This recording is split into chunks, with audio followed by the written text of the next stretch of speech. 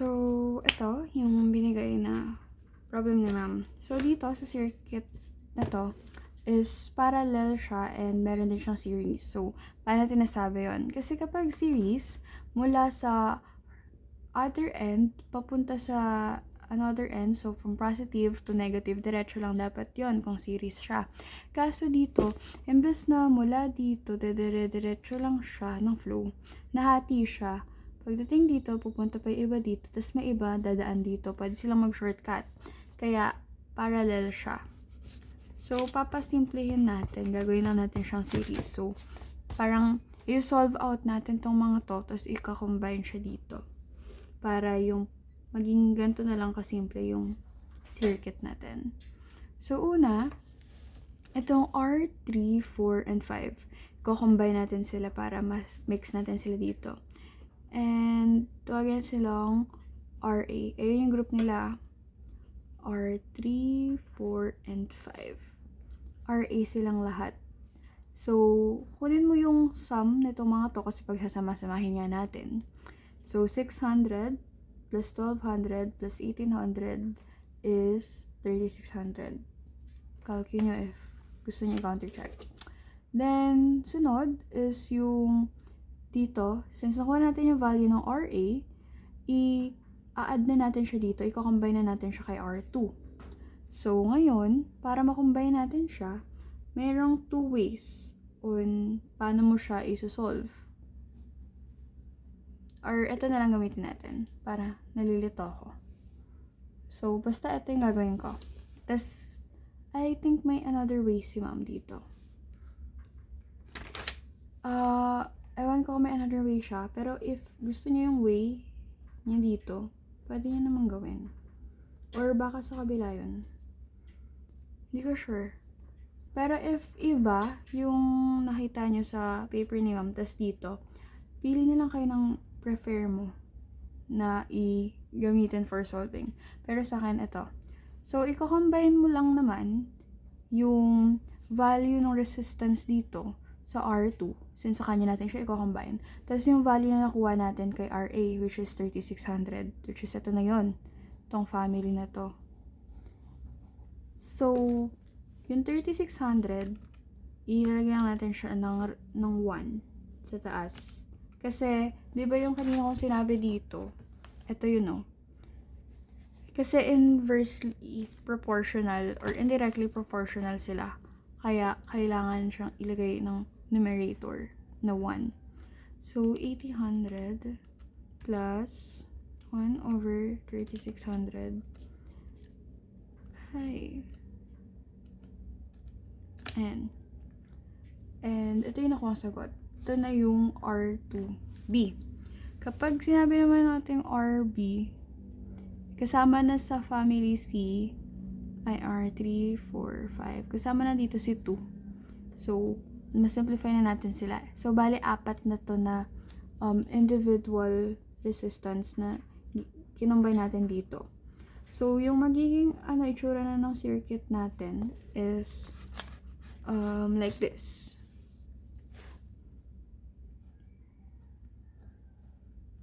Dun, dun, dun. Ayan. Hindi dito yung R1. Ito yung R6. Tapos ito yung RB. So, RB kasama na si R2. Dito pa ba? Pala ka na dyan. Labo pala. Ayoko mag-ballpen. So, anyways, ito. Sana ba? So, ito na nakuha na natin itong value to. And, nasimplify na natin siya. From this, ganito na yung itsura ng circuit natin. So, kunin na natin yung total resistance. So, dito may value na tayo ng RB, which is kasama na tong 4 na to. So, i-add natin dito itong R1 and R6. So, parang ganito lang din. Pero hindi naman natin siya i-integrate, so hindi natin kailangan ng ganito. Add lang talaga natin sila. So, ito yung nakuha natin.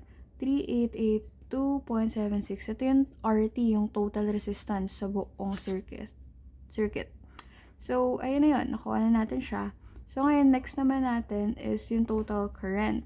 So, kanina, sa Ohm's law, Pakita ko naman to, na-demonstrate ko. Hindi ko na alam kung naiintindihan mo, pero bahala ka. So, VIR. Ito yung kunin natin na pattern or guide. So, kunin natin yung total current sa buong circuit na. So, para makuha natin yun, may value naman kasi tayo ng 360 volt, which is yung power ng entire system, or circuit, sorry. Tapos, kakakuha lang din natin ng total resistance. So, ang kulang na lang is yung total current. So, para makuha yun, V over R yung formula na susundan natin. So, yung voltage is ito, 360.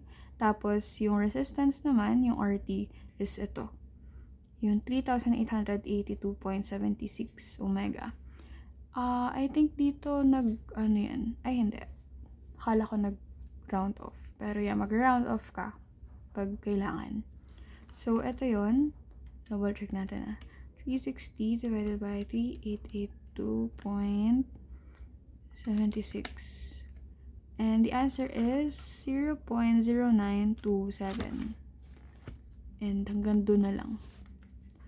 Ampere. So, meron ka ng value nung total resistance and total current and total voltage. Pero ngayon, kunin naman natin yung specific voltage ng kada isang group. Kasi meron naman na tayong value nila per resistance. Tapos mamaya, kunin na din kaya, makukuha ba natin? Makukuha dito yung current. So, ayun.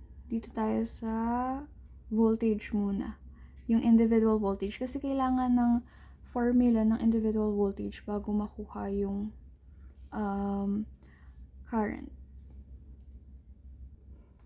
Okay, so ito, simulan natin yung sa series muna. So, since series natin talaga is itong R1 and R6, itong mga to parallel na sila and kinombine lang natin. Kunin natin tong sa V sub 1. So, para makuha yun, total resistance, total current pala, dito. Tapos, yung specific or resistance niya na individual, which is 400. Tapos, may multiply lang. So, 0.0927 times 400. Ayan, so, 37.08. Tapos, same din yung ginawa sa V6, ito. 1000 to. Hindi kita yung 1. Mukha siyang 0, 0 lang. So, ayun. Minultiply lang din to. Pakita ko rin. Tada! 92.7 din yung answer. So, ito, nakuha na natin yung sagot sa V1 and V2. Pero dito kasi, madami sila. So, dito sa RB, sa voltage B. Ito naman yung kunin natin sa group. So, dito, same lang din ang formula. Kunin natin yung total na, ano yun? Na current nila. Which is, ano yun? IT. Ay, hindi. Iba pala yung ginawa dito. Diba 360 yung volts nila? Kasi hindi natin pala makuha individually agad-agad yung mga value nung nandito na solo. Kinuha natin siya as a group kasi series pala yung ginagawa muna. So, bale, dito, yung 360 volts na total, ginawa niya, inad niya tong dalawa, tas yung sum na itong dalawa is sinubtract niya sa 360. Kaya yung nakuha is 230. So, bale, inad niya muna to. Gets ba? Pakita ko Tingnan natin kung parallel. 230.22 plus 37.08 plus 92.7.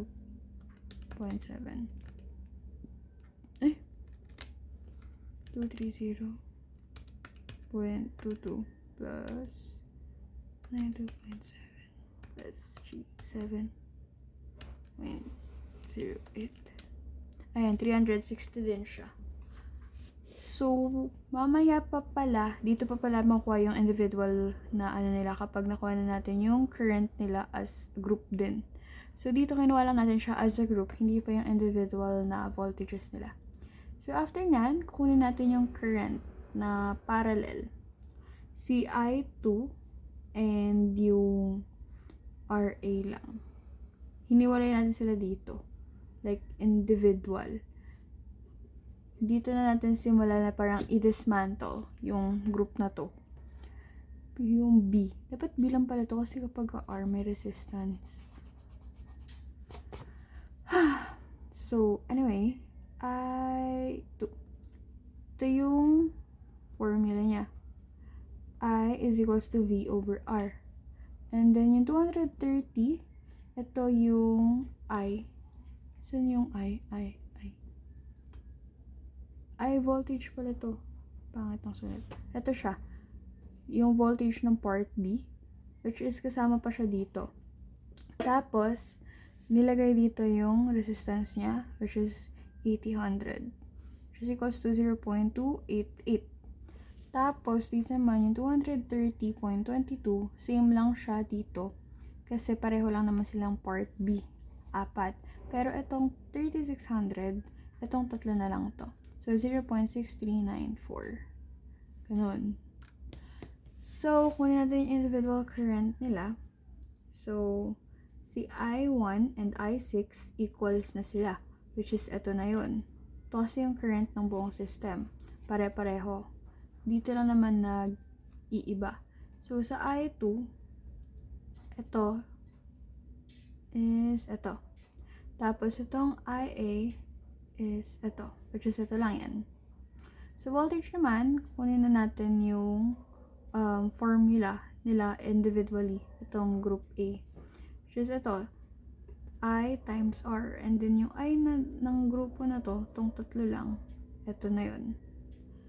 Which is 0.6395. Tapos, tina-times lang siya. Depende sa kung ano yung value ng ganito nila. Ng resistance nila. Kasi ayun yung hinahanap dito. Tapos, ito na yung nakuha answer. And, to counter-check, 230.22 yung ano nila, yung answer nilang lahat in total. So, dapat dito rin 230.22. And, ayan, tama naman. Yan lang.